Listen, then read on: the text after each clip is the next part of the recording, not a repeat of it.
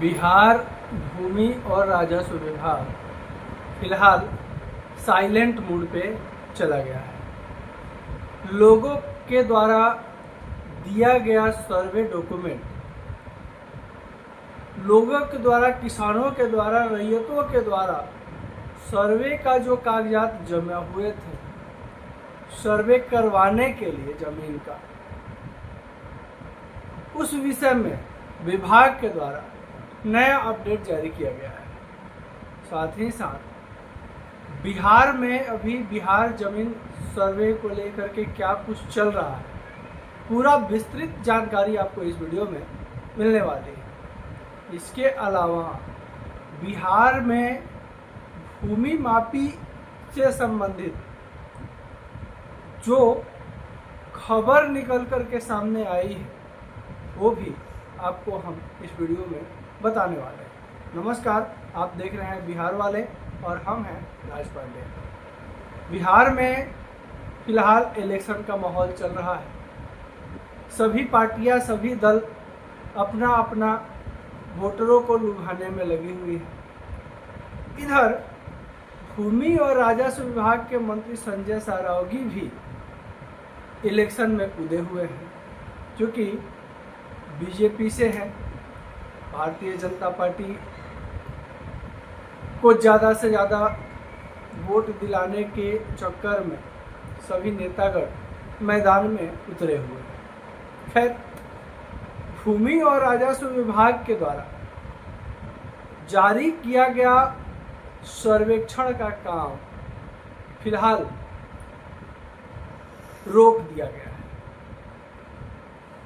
क्योंकि जितने भी राजस्व कर्मचारी हैं सभी को इलेक्शन ड्यूटी में भेज दिया गया है। लेकिन ऐसा नहीं है कि सर्वे नहीं होगा। जितने भी लोगों का सर्वे, जितने भी किसान का, जमीन मालिकों का सर्वे के लिए एप्लीकेशन गया है, जितने भी लोग आवेदन किए हैं अपने ज़मीन का सर्वे के लिए, जिनका सर्वे नहीं हो पाया है उनका भी ज़मीन का सर्वे जरूर होगा। लेकिन नवंबर के बाद, चूँकि 6 नवंबर को पहला चरण और 12 नवंबर को दूसरा चरण, 14 नवंबर को रिजल्ट है, और रिजल्ट के बाद फिर से भूमि और राजस्व विभाग अपने काम और काज में जुट जाएगी और जितने भी लोगों का जमीन सर्वेक्षण का काम पेंडिंग में है सभी का काम को फिर से जारी किया जाएगा। और इसके अलावा अगर एनडीए सरकार फिर से आ जाती है तो रैयतों के लिए फ़ायदा ही सिद्ध होगा, क्योंकि बहुत सारी घोषणाएं बिहार सरकार की तरफ से जमीन मालिकों के लिए किया गया है। अब क्या क्या घोषणा किया गया है जमीन मालिकों के लिए वो आपको हम नेक्स्ट वीडियो में बताएंगे। चैनल से जुड़ जाए। चैनल पर अगर नए विजिट किए हैं तो इसी तरह की जानकारी लगातार पाने के लिए चैनल को सब्सक्राइब करना बिल्कुल नहीं भूलें। वीडियो अगर अच्छा लगे, जानकारी अच्छी लगे तो वीडियो देखने के बाद लाइक जरूर कर दें। अगर आपके मन में कोई प्रश्न है, कोई क्वेश्चन है, कोई दुविधा है तो आप कमेंट बॉक्स में आकर के लिख सकते हैं। अब आप आते हैं मुख्य खबर पे।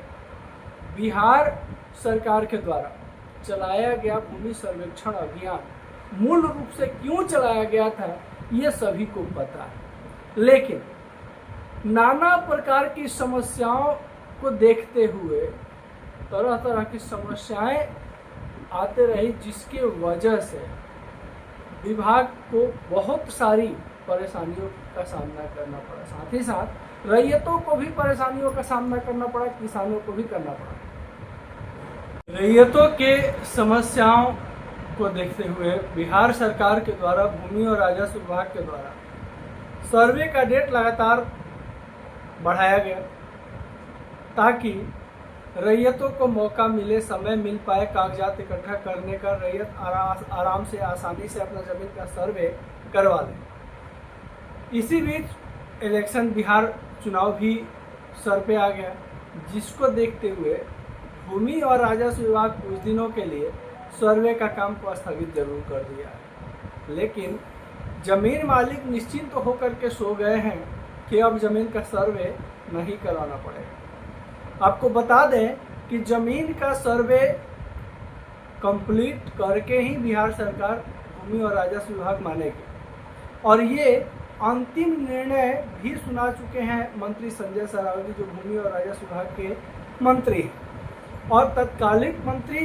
के द्वारा क्लियर शब्द में कहा भी गया है कि सर्वे किसी भी हाल में पूरा किया जाएगा। अब रैयतों को कुछ दिन और मौका जरूर मिल गया कागजात को इकट्ठा करने के लिए इलेक्शन के वजह से, और इसमें जो भी रैयत, जो भी किसान कोताही करेंगे, लापरवाही करेंगे, उनके लिए मुश्किल जरूर खड़ी होगी। अब इसके अलावा बहुत सारे रैयत ऐसे हैं जिनको कागजात संबंधित समस्या अभी भी है, बंटवारा संबंधित समस्याएं हैं, कई तरह की समस्याएं हैं, और लगातार जमीन से संबंधित जो भी समस्याएं लोगों के बीच आती रही, उसका निदान को लेकर के हम लगातार वीडियो जरूर लेकर के आते रहे।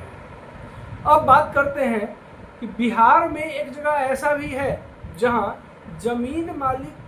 जमीन का नापी को लेकर के बहुत बड़ा खेल हो गया, और इसको बिहार का प्रमुख अखबार में प्रकाशित भी किया गया, जिसमें मापी अधिकारी के साथ साथ किस पे गाजगिरी है वो भी बताया गया है। हालांकि जमीन मापी में ऐसा नहीं है कि एक ही जगह धांधली हो रहा है, एक ही जगह में कोई समस्या हुई है। लगातार जहां भी जमीन नापी का काम हुआ है वहां कुछ न कुछ गड़बड़ियां जरूर हुई है, चाहे टेबल के नीचे से हो, चाहे टेबल के ऊपर से हो। बिना टेबल के नीचे से और टेबल के ऊपर से गड़बड़ियों का कोई काम होना बड़ा मुश्किल है, खास करके बिहार सरकार के राज्य में। और अब कहाँ की खबर है ये आपको पहले विस्तार से हम बता दें।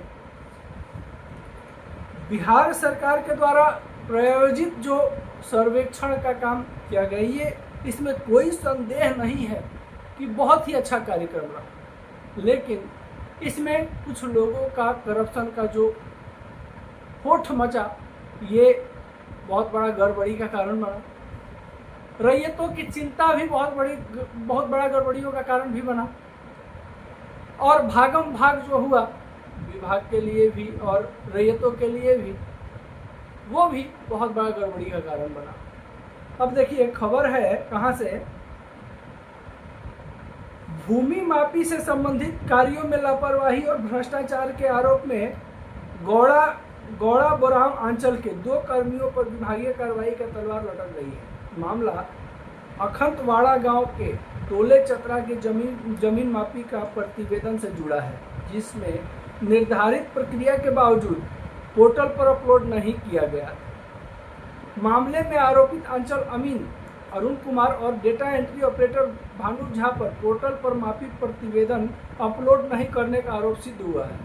अनुमंडल लोक शिकायत निवारण प्राधिकारी बिरौल राकेश कुमार गुप्ता जांच के बाद दोनों के विरुद्ध विभागीय कार्रवाई का आदेश DCLR बिरौल को दे दिया है। जमालपुर निवासी संजय कुमार नायक ने बताया कि 4 जून 2024 को मापी बाद 21/2024 के तहत अमीन जमीन की मापी के लिए अंचल कार्यालयों में आवेदन दिया था और शुल्क भी विधिवत रूप से जमा किया था। आवेदन के अनुसार जमीन अखंतवाड़ा गांव के टोला चतरा में स्थित है, जो गौराबोराम अंचल के अधीन है। जब ये मापी प्रतिवेदन के प्रति प्राप्त करने के लिए मिले तो उन्हें रिश्वत की मांग की गई। उन्होंने इस आरोप में अनुमंडलीय अधिकारी को शिकायत निवारण कार्यालय विरौली लिखित शिकायत दर्ज कराई। शिकायत की सुनवाई पर गहन जांच के बाद यह सामने आया कि संबंधित मापी प्रतिवेदन अब ई-मापी पोर्टल पर अपलोड नहीं किया गया था, जिससे आवेदक को कानूनी जानकारी से वंचित रहना पड़ा। जांच अधिकारी के अनुसार इसमें अमीन अरुण कुमार को सीधे जिम्मेदारी बनती है,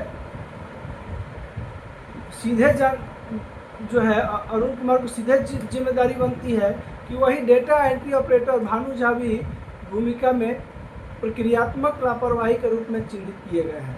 पर परिवादी संजय नायक ने बताया कि अनुमंडल लोक शिकायत निवारण पदाधिकारी राकेश कुमार गुप्ता ने अपने आदेशों में यह भी स्पष्ट किया है कि गौड़ा बोराम अंचल अधिकारी सीओ की भूमिका इस पूरे मामले में संदिग्ध प्रतीत होता है, क्योंकि उन्होंने शिकायत के बावजूद विभागीय स्तर पर किसी प्रकार की कार्रवाई नहीं की है। और इसमें देखिए, परिवादी संजय ने बताया कि अनुमंडल लोक शिकायत निवारण पदाधिकारी राकेश कुमार गुप्ता ने अपने आदेश में यह भी स्पष्ट किया है कि गौड़ा अधिकारी की भूमिका सीओ की भूमिका इस पूरे मामले में संदिग्ध प्रतीत होती है, क्योंकि उन्होंने शिकायत के बावजूद और किसी प्रकार की कार्रवाई नहीं की। हालांकि सीओ अभिषेक आनंद ने बताया कि बचाव ने कहा कि शिकायतकर्ता द्वारा लगाए गए आरोप बेबुनियाद है और यह भी कहा कि माफी प्रतिवेदक के अपलोड में एंट्री ऑपरेटर की कोई भूमिका नहीं होती। अब देखिए, इसमें जो है इस तरह के भी समस्याएं अभी लोगों के साथ हैं, क्योंकि बहुत सारे जमीन मालिक ऐसे भी हैं जिनका जमीन का मापी होना बाकी है, मापी अभी हुआ नहीं। अगर मापी हो भी गया है तो उनका जो है कागजात अभी ऑनलाइन अपलोड नहीं किया गया। और इसका देखिए, मापी से लेकर के पूरा ऑनलाइन अपलोड करने तक का पूरा जिम्मेदारी जो है आपका आंचल अमीन का होता है, और आंचल अमीन के द्वारा इस तरह की लापरवाही का देख रेख करने का जिम्मा सीधे सीओ को, आंचल अधिकारी को होता है। अगर सीओ इस तरह के लापरवाहियों को देख करके अनदेखा कर देता है तो ये सोचने वाली बात है कि आम आदमी के लिए कितना बड़ा समस्या पैदा होगा, लोगों को कितना परेशान होना पड़ेगा।